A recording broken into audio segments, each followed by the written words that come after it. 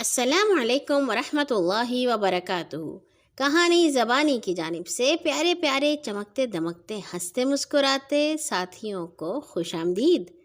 آج ہم آپ کے لیے لائے ہیں ایک ایسے ہیرو کی کہانی جن کی بہن بھی ہیرو تھی، یعنی کہ ہیرو بہن بھائی۔ عنوان ہے نقاب پوش مجاہد۔ نقاب پوش یعنی جس نے اپنا چہرہ ڈھکا ہوا ہو۔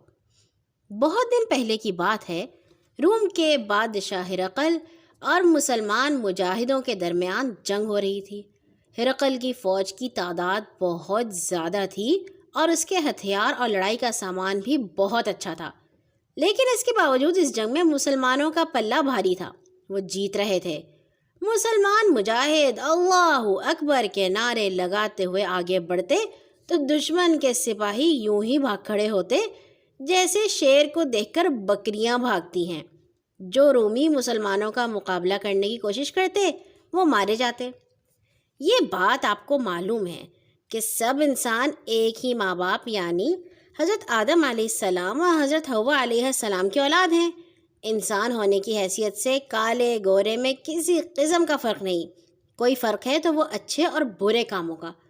مسلمانوں کے بہادر اور رومیوں کے ڈرپوک ہونے کی وجہ بھی یہی تھی کہ مسلمان اللہ کے فضل سے نیکی کی زندگی گزارتے تھے، سچے دل سے اللہ پر بھروسہ کرتے تھے، اور رومی عیش و عشرت کے متوالے، اپنے بڑے یا اعلیٰ ہتھیاروں اور روپے پیسے پر غرور کرنے والے تھے۔ اسی برائی نے انہیں بزدل اور ڈرپوک بنا دیا تھا۔ مسلمانوں کی بہادری کا یہ حال تھا کہ ان کے 10-10 20-20 مجاہد ہزاروں رومیوں پر حملہ کر دیتے تھے اور پھر انہیں گاجر مولی کی طرح کاٹ کر رکھ دیتے تھے۔ مسلمان مجاہدوں میں ایک مجاہد حضرت زرار رضی اللہ عنہ بن ازور بھی تھے۔ یہ ایسے شیر دل اور بہادر تھے کہ اکیلے ہی رومیوں کی فوج میں گھس جاتے تھے اور سینکڑوں رومیوں کو جہنم میں پہنچا دیتے تھے۔ ایک بار ایسا ہوا کہ حضرت زرار رضی اللہ عنہ دونوں ہاتھوں سے تلواریں چلاتے ہوئے رومیوں کی فوج میں گھس گئے اور لڑتے بھیڑتے اپنی فوج سے کافی دور چلے گئے۔ دوسری طرف رومی بھی حضرت زرار کی طاق میں تھے۔ ان کے سپہ سالار نے حکم دیا کہ جس طرح بھی ہو سکے اس مجاہد کا خاتمہ کر دو۔ آج رومیوں کو اس کا موقع مل گیا۔ انہوں نے حضرت زرار رضی اللہ عنہ کو چاروں طرف سے گھیر کر گرفتار کر لیا اور ان کے ہاتھ پیر اچھی طرح باندھ کر اس شہر کی طرف روانہ کر دیا جس میں ان کا بادشاہ رہتا تھا۔ مسلمان دور سے یہ سارا حال دیکھ رہے تھے۔ مسلمانوں کے سالار حضرت خالد بن ولید نے فوراً حکم دیا کہ مجاہدوں کا ایک دستہ اسی وقت روانہ ہو جائے اور جس طرح بھی ہو سکے حضرت زرار کو رومیوں کی قید سے چھڑا کر لائے۔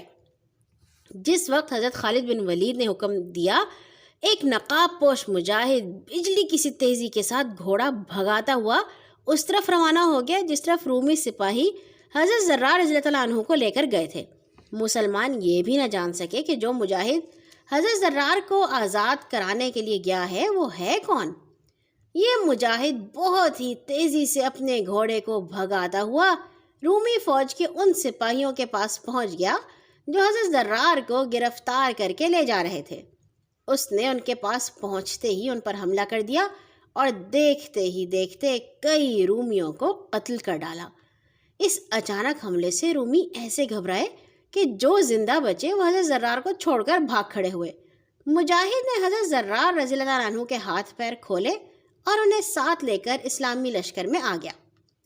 اس بہادر مجاہد کی بہادری کا حال حضرت خالد بن ولید کو سنایا گیا تو انہوں نے نقاب پوش مجاہد کو اپنے پاس بلوایا اور اس سے کہا، اے شیر دل غازی، ہم تمہاری اس بہادری سے بہت زیادہ خوش ہوئے ہیں اور چاہتے ہیں کہ تمہیں بھاری انعام دیں۔